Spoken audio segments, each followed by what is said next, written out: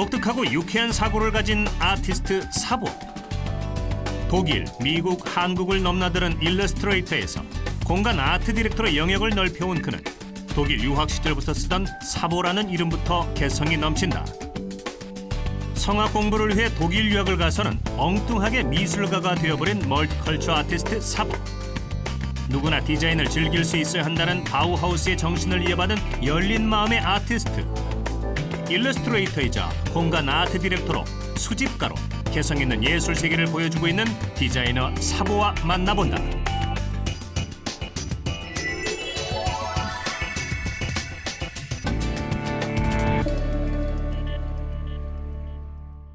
안녕하세요. 이재만의 성공 스토리 만남 변호사 이재만입니다. 금세기 디자인 영역을 새롭게 조명한 바우하우스 디자인 철학은 소박하지만 우아한 것, 누구나 즐길 수 있는 디자인을 추구하는 것이라고 합니다. 디자인에 대한 관심이 높아지고 있는 요즘, 생활 공간에 아름답고 개성 있는 디자인을 끌어와 세상을 즐겁게 하는 예술가가 있습니다. 디자이너 사보 씨를 함께 만나보시죠.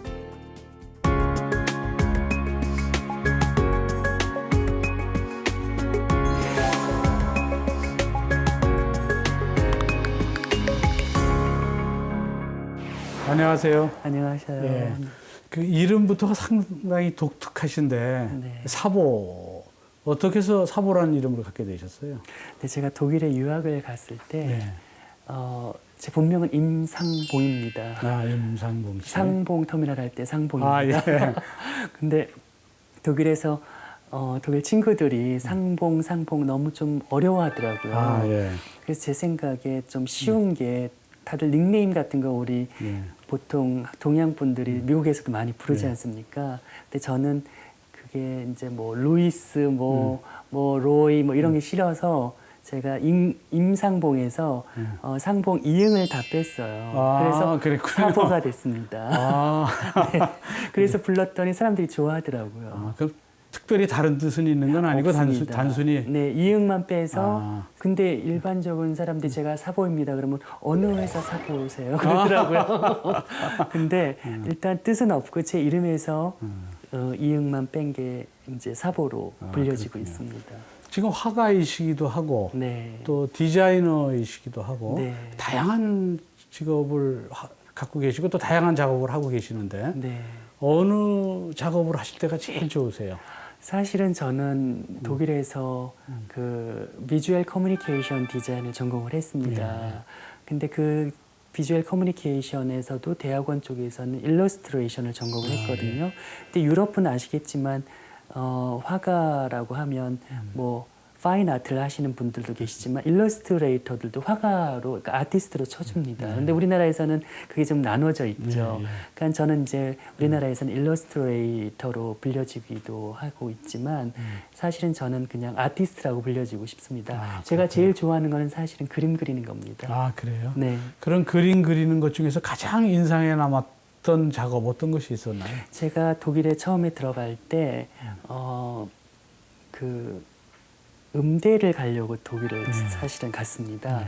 근데 뭐 어떻게 음대를 못 가고 미대를 가게 됐는데 그럼 국내에서 음대를 다니셨나요? 음대 졸업하셨나요? 졸업은 안 했습니다. 그럼 재학할 때 네, 어떤 분야였나요? 제가 테너를 했는데 네. 그러니까 하이 테너입니다. 지금 이제 하이 테너. 카운트 테너 막 이런 말씀을 많이 이제 주위에서 하시는데 저는 하이 테너라고 음역이 좀 높아요. 그래서 배우러 갔는데 이게 말이 좀 셌지만 음대를 못 가고 4개월 만에 미대를 합격한 거예요. 아니, 미술을 국내에서 하셨나요? 안 했습니다. 그거 어떻게 합격해요? 그러니까 제가 이게 재밌는 얘기인데 오징어를 되게 좋아해요. 먹는 오징어요. 독일에 갔더니 오징어가 없더라고요. 그래서 제가 먹고 싶은 나머지 매일 이제 어학 코스를 다니면서 오징어를 이렇게 살짝 그렸어요. 제 느낌으로. 뭐 그런 걸 많이 그리다가 어느 날 저희 어학 코스에 한국 학생이 있었는데 그 학생은 좀 1년 정도 된 학생인데 한국에 이제 독일에 온 지 그 학생이 어느 도시를 간다 그러길래 제가 조그만 도시에 있었거든요. 본이라는 도시예요. 독일에. 옛날에 수도였어요. 네, 그렇죠. 지금은 이제 베를린으로 옮겼죠.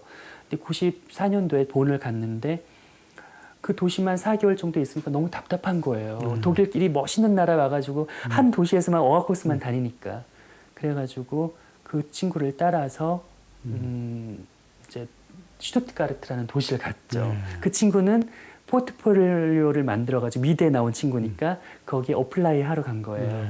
근데 저는 이제 그 친구한테 물어봤죠. 그 어플라이 어떻게 하냐 그랬더니 자기네가 그 스케치나 이런 거 20개만 그려가지고 가져가가지고 이렇게 어플라이 하면 된대요. 그래서 제가 농담 삼아 나도 한번 해보면 안 되니까 그 친구는 막 웃더라고요. 네가 경쟁률만 높인다고. 결국 그 실기 시험을 제가 합격을 하고 그 친구가 합격을 못했죠. 그래. 네. 거기 미술 전공했는데. 네. 성악가를 꿈꾸던 그가 미술대학에 입학할 수 있었던 것은 교수들이 참신한 아이디어를 높이 산 까닭이다. 평소 좋아하던 오징어가 먹고 싶어서 혼자 그렸던 그림과 오징어 동화책을 만든 것이 그를 미술가의 운명으로 이끌었다. 그러면 네. 그 국내에 있을 때 네. 그림을 좀 그리셨어요? 그냥 혼자 끄적끄적 애들 요즘 많이 그리잖아요. 그런 네. 식으로 그렸죠. 뭐. 그러면 그 벽화 작업도 많이 하시고 그랬는데 그 당시 그림도 좀 일러스트 뭐 그런 그림이었나요? 네, 그때 당시에 벽화는 제가 여기 와서 처음 한 거고요. 네. 벽화는 사실은 일러스트레이터들이 많이 하지 않고 오히려 화가들이 많이 그렇죠. 합니다. 네. 벽화 작업은 요즘에서 저한테 그 의뢰가 많이 들어와서 제가 벽화 작업을 하고 있고요.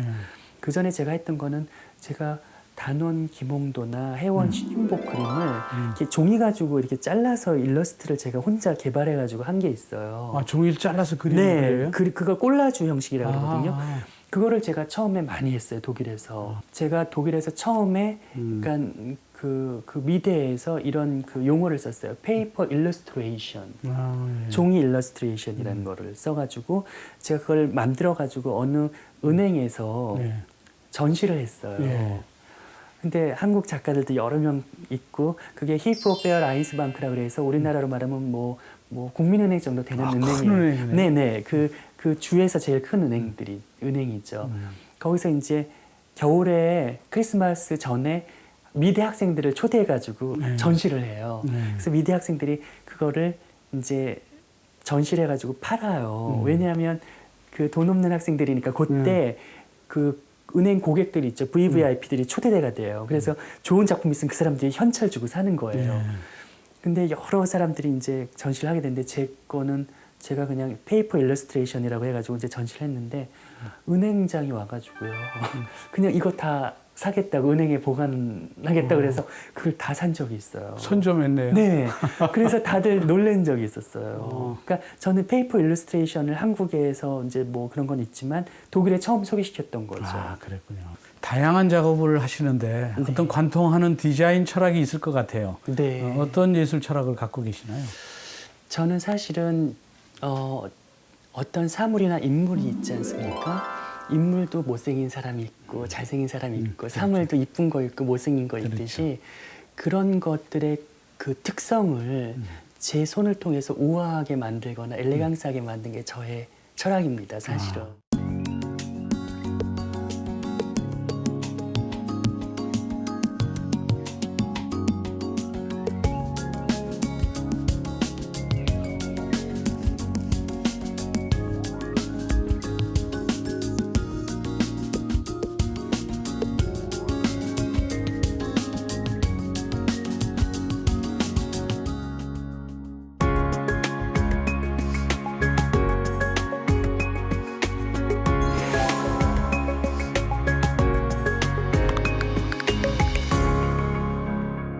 처음 독일로 가셨을 때는 그 미술 공부 때문에 간 건 아니시죠? 그렇죠. 저는 이제 음대를 아까 말씀드린 것처럼 가게 됐지만 미술을 이제 전공을 하게 되고 그 과정에 제가 그러니까 이게 종합적인 거라고 얘기해 드렸지 않습니까? 미술만 한 게 아니라 제가 공간까지도 제가 관심을 갖게 되게 됩니다. 그리고 저희 미대 옆에 바우하우스 이주촌이 있습니다. 그게 이제 바이센호프 지둘룽이라 그래가지고 슈투트가르트에 1927년도에 유명한 건축가 바우하우스 건축가들이 만든 이주촌인데 지금도 사람이 살고 있습니다.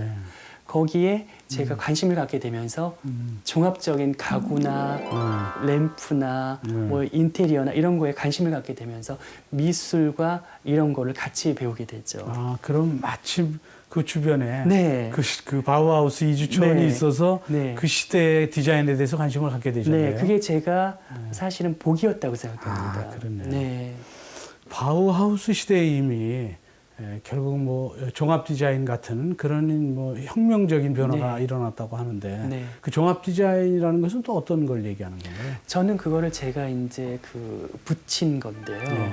그러니까 사실 지금 현재 디자인의 범위가 너무 세분화되어 있습니다. 그렇죠. 건축가는 건축을 하고 인테리어 디자이너는 인테리어 디자인을 하고 가구 디자이너는 가구를 디자인하고 뭐 모드 디자이너는 이제 옷을 디자인하는 것처럼 그렇게 세분화되어 있지만 그때 시대 바우하우스의 그 건축가들과 예술가들은요 정말 하나의 그 멀티컬처 스타일로 디자인을 했습니다. 그게 뭐냐면 만약에 예를 들어서 미스 반데로에라는 그런 유명한 건축가가 있습니다. 지금도 세계적인 뭐 추앙하는 사람들이 많은데 그 건축가는 집을 디자인했지만 건축을 디자인했지만 그 안에 가구와 등과 모든 부엌과 그런 시스템까지 같이 다 디자인했어요. 그게 하나의 종합 디자이너라고 생각합니다. 왜냐하면 저는 그걸 이해하는 게 건축가가 건축만 디자인하고 인테리어 디자이너가 인테리어 디자인을 하면 그 안이 조화가 그렇게 그 사람이 혼자 한 사람처럼 그렇게 이루어지지가 않는다는 그렇죠. 거죠. 그러니까 그때 그 시대가 정말 종합 디자인의 원조였다고 생각합니다. 아, 그렇군요. 네. 그럼 독일에서도 꽤 오래 활동하셨는데 네. 독일에서 활동하는 중에 가장 기억에 남는 것은 어떤 것이었어요? 바이에른주에 체코 경계에 있는 게벤바흐라는 조그만 마을이 있습니다. 예, 예. 거기에서 제가 소젖을 짜면서 거기 농촌이거든요.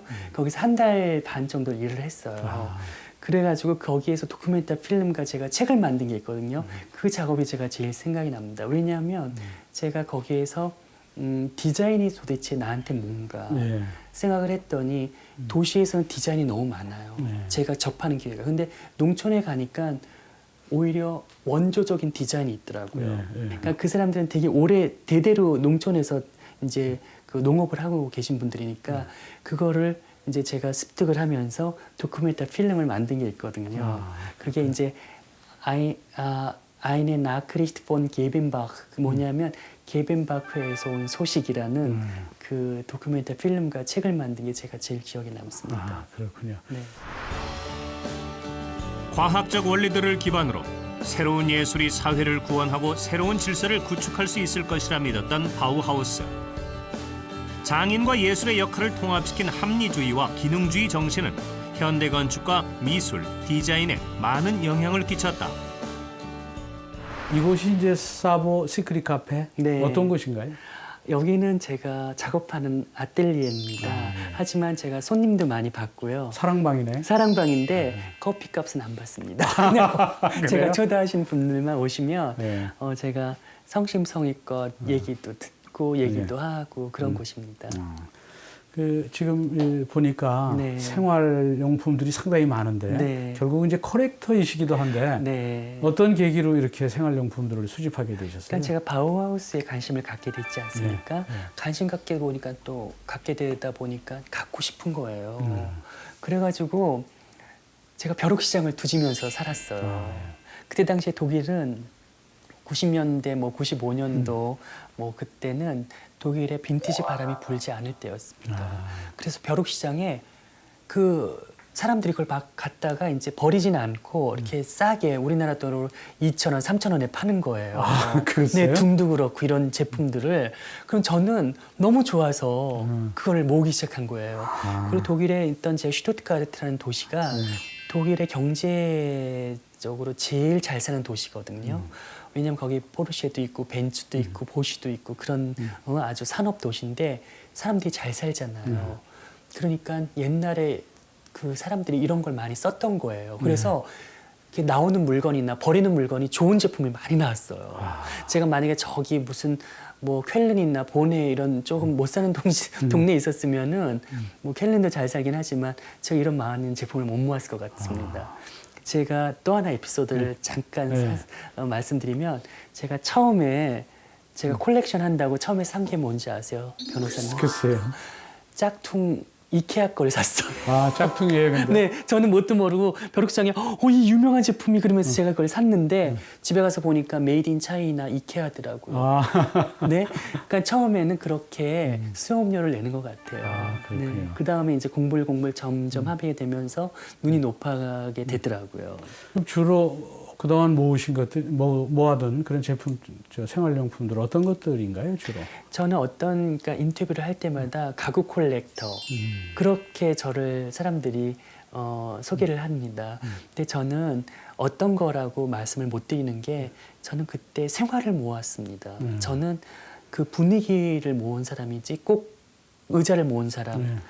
뭐 어떤 테이블을 모은 사람, 어떤 등을 모은 사람 이게 아닙니다. 그래서 제가 이렇게 좀 지저분한 컬렉션을 갖고 있지만 저 나름대로 제가 그 시대에 맞는 분위기가 좋아서 그걸 모으게 된 겁니다. 그 양도 상당히 많았겠어요?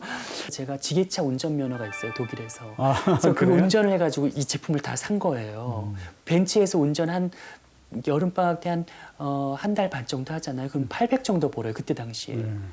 왜냐하면 그게 특수운전이잖아요. 그래서 그거를 열심히 해가지고 이런 등 같은 거 유명한 것들은요, 그냥 벼룩시장에서 안 나와요. 이거는 또 어느 그 중간 상인한테 사야 되는데 그때는 그래도 좀 쌌긴 했지만 그러려면 이거 돈을 모아야 되는 거였어요. 그래서 그림도 팔고 그림이랑 물물 교환한 것도 많고 그래서 이거를 하나하나 모은 거니까 정이 가잖아요. 그렇죠. 못 버리는 거예요. 그래서 컨테이너 그 비용을 만들어 가지고 컨테이너 제일 큰 게 40피트입니까? 모르겠는데 그거를 한 7, 8개 갖고 왔죠. 엄청난 양이네. 네. 아, 그렇군요. 그때 그 세관원들이 보고 기절했죠. 이삿짐이 이쪽으로 했더니 세관원들이 세금을 못 매기더라고요. 그렇죠. 네. 어차피 잡동사니처럼 네, 보이니까. 보이니까. 그리고 그때 당시에 빈티지 바람이 안 불었을 때니까 사람들이 이걸 뭔지 몰라 했죠. 지금은 갖고 오려면 엄청나게 매길 거예요. 아, 그렇겠네요. 네.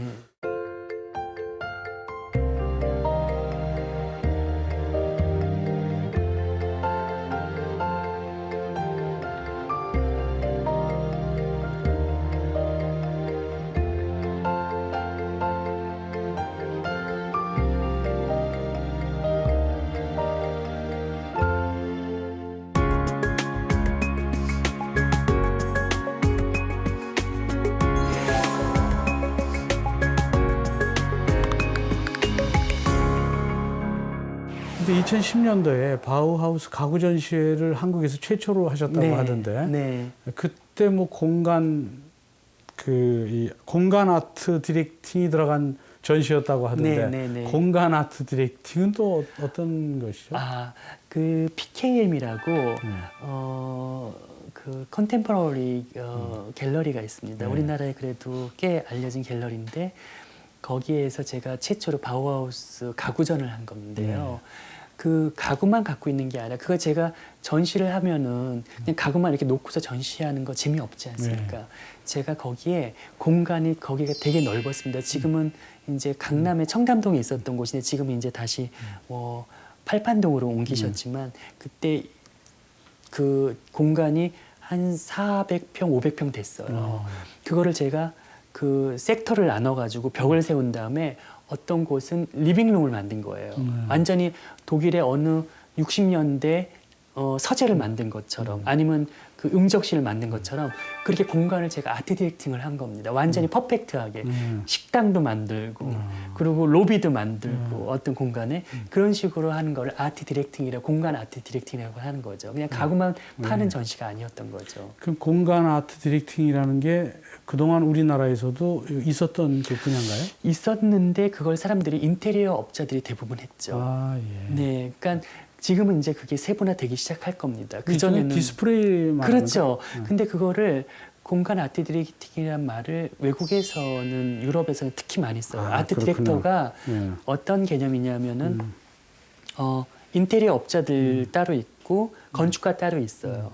하지만 그 안을 꾸미는 사람은 또 따로 있는 겁니다. 그 사람이 아트 디렉터인데 같은 가구를 주고서 이렇게 꾸며봐라 2-3명을 주고서 10명한테 그러니까 똑같은 가구를 쭉 꾸미라 그러면 다 천차만별이에요. 그렇죠. 그 사람의 개성이 다 틀리니까. 하지만 그거를 제일 그 실용적으로 기능적으로 꾸미는 사람이 아트 디렉터예요. 그 이제 마이스터는 마찬가지죠. 그러니까 그런 개념이 우리나라에는 아직 조금은 부족한데 그거를 제가 이제 많이 했죠. 아, 그렇군요. 네. 보통 이제 우리나라에서는 네. 그 보면 차라든지 뭐 네. 자동차, 네. 옷이라든지 겉으로 보여지는 거는 굉장히 신경을 쓰이는데 맞아요. 집안 꾸미는 건 그렇게 신경 안 쓰는 게 맞나요? 맞죠. 왜냐하면 그게 이제 사실은 우리나라 먹고 살기 힘들었지 않습니까? 그렇죠. 6.25도 겪고 뭐 일제시대도 겪었지만 네. 그 이후로 세계적으로 이렇게 빨리 성장한 나라가 우리나라밖에 없지 않습니까? 그러다 보니까 솔직히 먹고 사는데 신경만 썼던 겁니다. 그렇죠. 근데 유럽이란 나라는 워낙 문화가 튼튼하다 보니까 그 사람들의 그 바우하우스라는 운동도 전 유럽에 다 퍼지면서 그게 딱 잡아줬지 않습니까? 네. 근데 우리나라는 이렇게 경제 성장이 된 게 60년대, 70년대, 80년대입니다. 그렇죠. 그때는 이 집안에 대한 생각을 할 수 없었습니다. 잘 사는 사람만 좀 했겠죠. 그렇죠. 근데 그런 사람들이 얼마나 됐겠습니까? 그래서 지금도 그게 잔재가 좀 남아있는 건데요. 보여지는 거 중요하게 생각하는 거죠. 그러니까 집 크기, 뭐 집의 모양, 아파트, 그리고 갖고 다니는 외제차, 예. 그리고 백. 근데 그 집에 가면요. 형광등 켜져 있어요. 아, 그럴 수 있죠. 네. 왜냐하면 그 가구도 좋은 게 많아요. 근데 그게 디렉팅이 없이 비싼 가구 그냥 조화가 안 이루어져 있어요. 유명한 뭐 베르사체 뭐 이런 소파가 있는가 하면은 등은 형광등이고. 그러니까 그런 거가 사실은 조금 아쉬워요. 그러니까 이제 점점 사람들이 그런 걸 찾게 될 겁니다. 아. 그는 가구만 모은 게 아니라 생활을 모았다. 삶에 밀착한 가구야말로 리빙 아트다.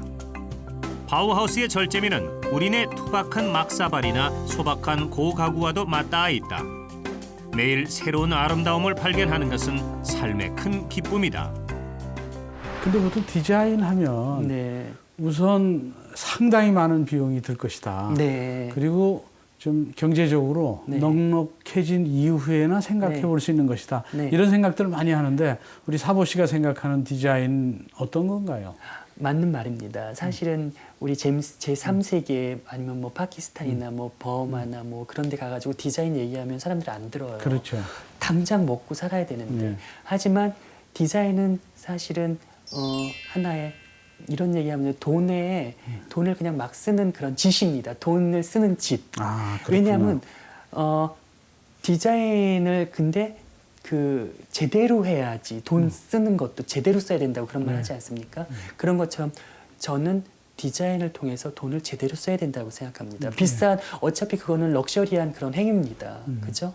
그래서 저는 그 돈이 들어간 거에 대해서는 너무 아쉬워하지 말아라. 하지만 자기 공간을 자기에 맞게 꾸몄을 때 그 행복감은 이루 말할 수 없을 겁니다. 아, 그렇군요. 네. 디자인 전쟁 시대에 네. 디자인이 성공하려면 디자인은 어떤 요건을 갖춰야 되나요?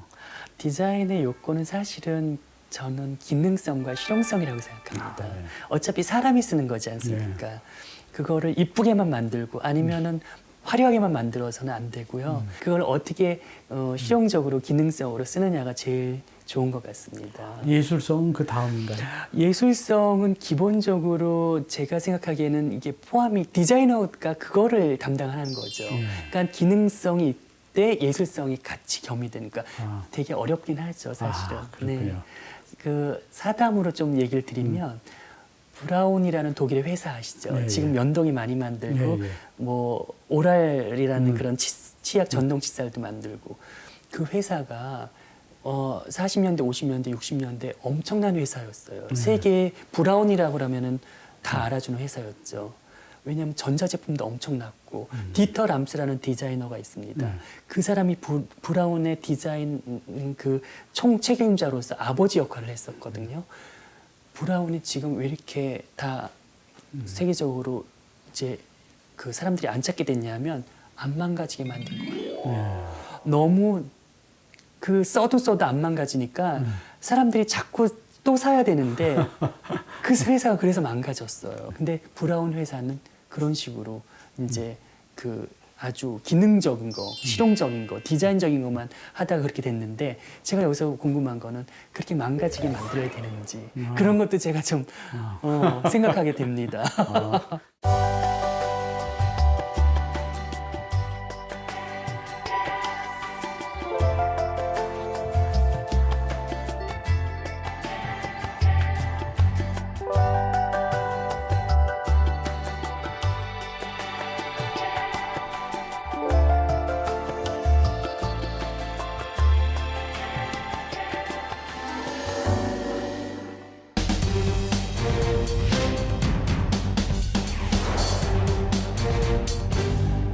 사보 씨가 지금까지 읽으신 책 중에서 가장 기억에 남거나 네. 아니면 시청자분들에게 추천해주고 싶은 책이 있다면 네. 한번 소개해 주시죠. 네.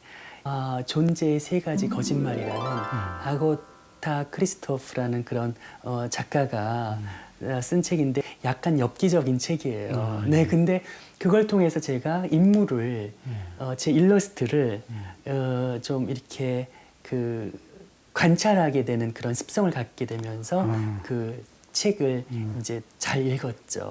그 그렇군요. 책을 통해서 말씀드리자면 이제 인물을 관찰하는 그런 능력을 갖게 됐죠. 네. 아티스트를 꿈꾸는 젊은이나 시청자들에게 네. 꼭 해주고 싶은 말씀이 있다면 부탁드리겠습니다. 네. 그러니까 저는 디자이너이지 않습니까? 그래서 디자인적인 거로 이제 봤을 때 많은 전시나 견문을 넓히기 위해서 인터넷도 요즘 많이 발달돼 있으니까 자꾸 찾아보시고요. 또 그 책도 요즘 디자인 책들이 너무 많이 나와 있습니다. 그런 거 관심을 갖게 되면 나중에 외국에 나갈 기회가 될 때 그게 많은 도움이 된다는 거를 제가 말씀드리고 싶습니다. 그러니까 많이 보시고 견문을 넓히시고 또 많이 읽으시면 좋을 것 같습니다.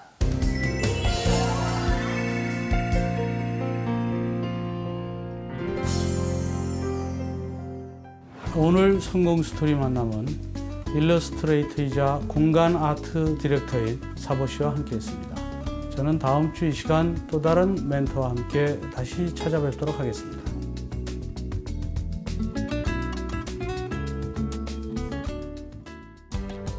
생활과 친숙한 생활 디자인 컬렉터로 그때그때 상황에서 느껴지는 감성을 그림으로 표현하는 개성 만점의 독특하고 유쾌한 아티스트. 삶의 즐거움을 더해주는 디자인. 소박하지만 우아하고 멋진 진정한 디자인을 창조하는 아티스트 사보. 브랜드와 유행보다는 각자의 개성과 스타일을 담아 꾸미는 것이 진정 삶을 즐겁게 해주는 디자인이라는 철학을 가진 그가 더 다양한 실험과 작품 활동을 통해 세계적으로 인정받는 예술가로 성장하길 기대합니다.